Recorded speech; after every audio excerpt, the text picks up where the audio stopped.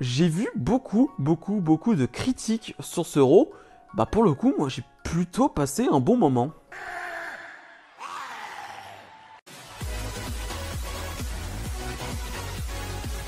Et bonjour à tous, on se retrouve aujourd'hui pour les résultats de Raw du 7 juin 2021. Le show qui va s'ouvrir directement avec un match qui doit déterminer la prochaine équipe challengeuse au titre par équipe de AJ Styles et Omos. En tout cas, c'est ce qu'on nous annonce parce que le match va pas commencer tout de suite. Toutes les équipes sont sur le ring. Donc il y a Mace et T-Bar, il y a Orton et Riddle, il y a le New Day, il y a la Lucha House Party et il y a bien sûr les Viking Raiders. Mais donc le match ne commence pas parce qu'AJ Styles et Omos vont faire une promo qui est assez inutile pour le coup. Ils vont nous présenter chaque équipe qu'il y a sur le ring. Le moment un peu fun, c'est toujours encore une fois avec RK Bro, Matt Riddle et Orton qui sont toujours très drôles. Et surtout, Miz et Morrison vont arriver. Miz qui est en fauteuil roulant, je rappelle qu'il est blessé. Et Morrison qui va dire, bah moi je vais combattre pour mon équipe dans ce combat. Ok, d'accord. Donc pour le coup, cette promo dure 6-7 minutes, quelque chose comme ça. J'ai pas trouvé ça très utile. On enchaîne directement avec le combat. Et donc on a Morrison qui est seul sur ring. Et surtout, j'avais zappé, mais c'est une Battle Royale. C'est assez bizarre comme concept d'avoir des équipes dans une Battle Royale. C'est très bizarre, voilà, vraiment c'est le mot, c'est bizarre. J'avais complètement zappé, moi je croyais que c'était un match assez classique. Et non, pour le coup, c'est une Battle Royale qui n'est pas très intéressante, c'est une Battle Royale. Seule la fin est intéressante parce qu'on retrouve les Viking Raiders avec Orton, Riddle et le New Day. Là, ça catch un peu plus. Là, il y a un peu plus de vrai catch pour le coup. Et là, c'est intéressant, mais c'est beaucoup trop court pour en dire quelque chose de très bon. Et finalement, les Viking Raiders, un peu de nulle part, vont remporter ce combat et donc deviennent les prochains challengers au titre d'AJ Styles et Omos. Voilà, je m'attendais pas forcément à Orton et Riddle parce que c'est peut-être un peu trop tôt. Voilà, pourquoi pas les Viking Raiders, je pense qu'ils vont perdre. Je pense clairement que voilà, leur match c'est à Hell in a Cell, j'imagine, donc dans une semaine, dans 2 semaines. Donc voilà, les Viking Raiders, pour le coup, bah pourquoi pas. Alors, on les avait vus, ils étaient de retour il y a quelques semaines. Ça faisait un petit moment qu'on les avait plus vus. Et là, ils deviennent challengers. Pourquoi pas. Mais en tout cas, ce segment avec le match ensuite, c'était pas la folie. Et Elias nous fait une petite promo pour attaquer, on va dire, Jackson Ryker. Lui qui a trahi Jackson Ryker la semaine dernière. C'était une très belle équipe. Non, c'est faux. Mais en tout cas, voilà, il a trahi Jackson Ryker la semaine dernière. Et Jackson Ryker va l'attaquer aujourd'hui. Et finalement, on va avoir un match Jackson Ryker contre Elias. Je vous avoue que ça ne m'enchante pas énormément le combat. Voilà, déjà de base sur le papier, j'en ai rien à faire. Et en plus, bon bah c'est pas terrible parce que Jackson Ryker et Elias ne sont pas de très bons combattants. Heureusement le combat ne dure pas très longtemps et ça c'est vraiment la très bonne note de ce combat. Car Elias va s'en aller comme la semaine dernière et donc va se faire décompter à l'extérieur. Victoire de Jackson Ryker. J'ai l'impression que ça va durer cette feud et ça franchement ça me fait mal. J'ai pas forcément envie de les revoir les deux là sur le ring. Signature de contrat entre Drew McIntyre et Bobby Lashley parce que les deux vont s'affronter à Hell in a Cell. Finalement Bobby Lashley ne va pas arriver tout de suite, ce qui va laisser le temps à Drew McIntyre de faire une petite promo. Il va nous raconter l'histoire d'un roi d'Écosse, je crois, ou quelque chose comme ça, qui a échoué à plusieurs reprises dans une quête et qui finalement a réussi à la fin, ce qui le rappelle lui, bien évidemment. McIntyre qui est toujours aussi convaincant, voilà, dans ce qu'il raconte, il est toujours très expressif, il a un ton qui est très bon. Mais le problème, encore une fois, c'est que Bobby Lashley, Drew McIntyre, on l'a déjà vu et Bobby Lashley va arriver. Alors il arrive avec des jeunes femmes en ce moment, voilà, je sais pas pourquoi ils ont décidé de rajouter des jeunes femmes autour de Bobby Lashley, un Bobby Lashley qui maintenant fait la fête. Enfin ça, vraiment, je n'ai pas compris ce changement de personnage. Je comprends pas, vraiment, et ça ne fonctionne pas. En tout cas, de mon côté, ça ne fonctionne pas ce Lashley là. Et encore une fois, la promo est pas horrible des deux, mais le problème, c'est que il y a plus grand chose à raconter. C'est-à-dire que c'est pas la première fois qu'ils s'affrontent sur la dernière année et du coup il n'y a pas grand chose à raconter entre les deux. Ils ont déjà tout raconté. La seule chose intéressante qui en ressort de cette promo, c'est que leur match à Hell in a Cell sera dans un Hell in a Cell. Voilà, au moins ça change un peu, on aura un match assez nouveau, assez frais, ça c'est plutôt pas mal, mais voilà, encore une fois, la promo est plutôt simple, plutôt basique, et voilà, c'est du déjà vu, donc je comprends ceux qui ne sont pas vraiment hypés par ce match. Je suis pas hypé, mais il y a le Hell in a Cell, donc je me dis, pourquoi pas. Ricochet face à Humberto Carrillo, le gagnant affrontera Sheamus pour le titre des États-Unis. Sheamus qui d'ailleurs va commenter ce match, et Sheamus qui a une protection sur le nez. Voilà, on ne sait pas trop si son nez est cassé ou non, mais en tout cas la semaine dernière, Humberto Carrillo lui a donné un sale coup sur le nez. Hein. Donc il y avait beaucoup de sang la semaine dernière, je ne sais pas si vous vous rappelez. Mais voilà, Sheamus a une protection sur le nez.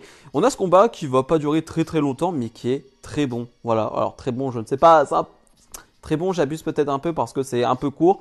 Mais c'est bizarre, quand tu as deux excellents catcheurs sur le ring, ça donne de très bons combats. Voilà, j'avoue que j'aurais bien aimé voir un match de 10-15 minutes entre les deux. Là, c'est un peu plus court, mais ça reste bon. Voilà, vraiment, on a du bon catch. Ricochet, Humberto Carrillo, ça fonctionne très très bien. Juste la fin de combat où les Ricochet, je crois, va porter un Spanish Fly sur le tablier à l'extérieur du ring et les deux vont se faire décompter à l'extérieur. Donc, pas de gagnant dans ce combat. Moi, j'imagine bien un match à 3 pour le titre des États-Unis. Voilà, j'imagine bien que Ricochet et Humberto Carrillo qui n'ont pas pu se départager aujourd'hui, soit les deux dans le combat contre Sheamus. Et ça, pour le coup, ça me plaît. Voilà, la feud pour la mid-card, là, pour le titre des États-Unis, elle me plaît. Jeff Hardy face à Cedric Alexander. Cedric Alexander qui est encore, on ne sait pas, en feud avec Shelton Benjamin. Voilà, on ne sait pas trop ce que ça donne entre les deux parce que Cedric Alexander est à 2 victoires à 1, je crois. Donc peut-être que c'est fini, peut-être pas. Et Jeff Hardy qui ne fait que des matchs en main event et qui perd des matchs dans le show main event. Voilà, il avait perdu contre Jinder Mahal, il avait perdu contre Ali, je crois, la semaine dernière. On a ce combat qui est assez ennuyeux sur le début, c'est-à-dire que Cedric Alexander va avoir sa phase de domination et c'est très long, très très long, un poil trop long. Après, quand Hardy revient dans le match, c'est pas si mal, voilà, c'est pas déconnant, c'est pas la folie, mais ça passe. Et un Hardy qui va finalement gagner ce combat. Donc j'avoue que je ne comprends pas trop, même si j'adore Jeff Hardy, j'avoue que je ne comprends pas pourquoi Jeff Hardy a gagné ce combat.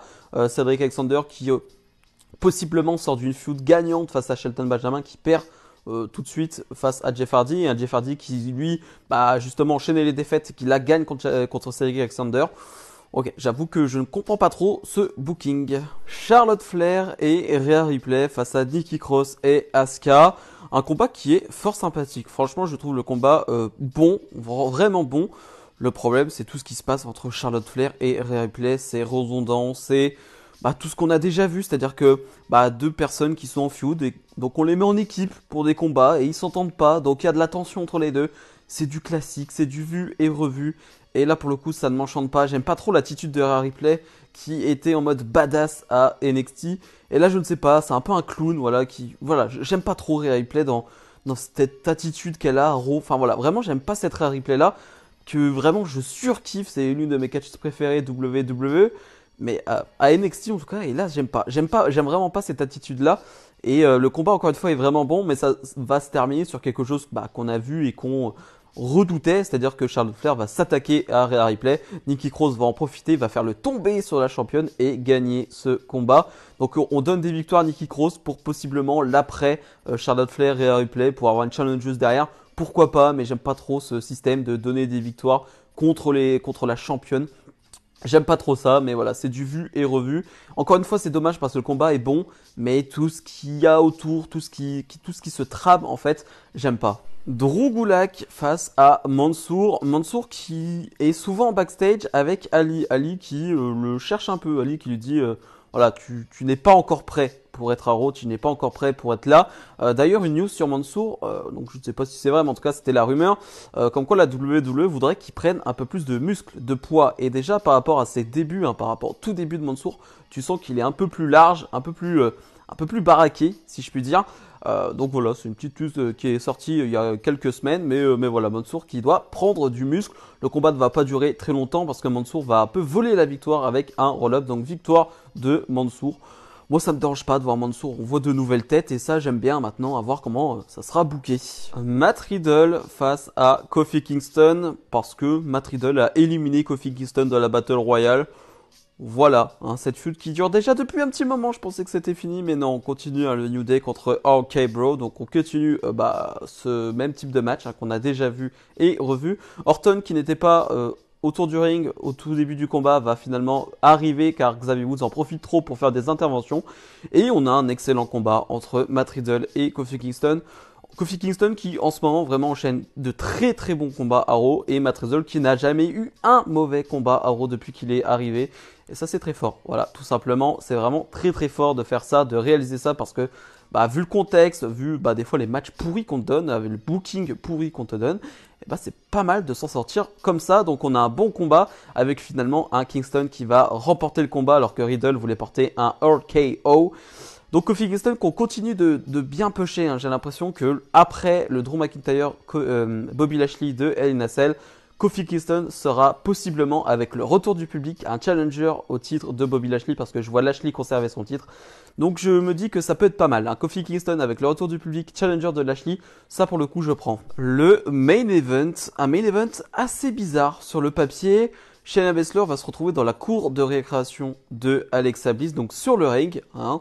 Et une Alexa Bliss qui va demander à Shayna Baszler de faire des excuses à sa poupée Lily. Shayna Baszler ne va pas vraiment s'exécuter, enfin en tout cas elle va le faire, mais elle va finalement s'en prendre à la poupée, va finalement la piétiner, et ce qui va faire quelque chose de très bizarre. C'est-à-dire que à partir de ce moment-là, ça va être la fin du monde, j'ai l'impression. C'est-à-dire que les lumières vont s'éteindre, Shayna Baszler va vouloir s'en aller, il va y avoir des flammes de partout, Shayna Baszler va se retrouver en backstage. Et là, c'est le moment que j'aime beaucoup. Vraiment, je sais pas pourquoi, mais ce moment-là, je l'aime beaucoup. Je trouve que Shayna Baszler joue très bien. Pour le coup, là, je trouve que c'est une très bonne actrice sur ce segment-là. Je suis pas forcément fan de tout ce qui se passe avec Alexa Bliss, mais ce moment-là, j'ai kiffé. C'est-à-dire que Shayna Baszler va avoir peur parce qu'elle se dit merde, il y a un truc qui va pas. C'est pas possible, il y a quelque chose qui ne va pas. Voilà, toutes les lumières vont commencer à s'éteindre en backstage. Elle va s'enfermer dans une pièce.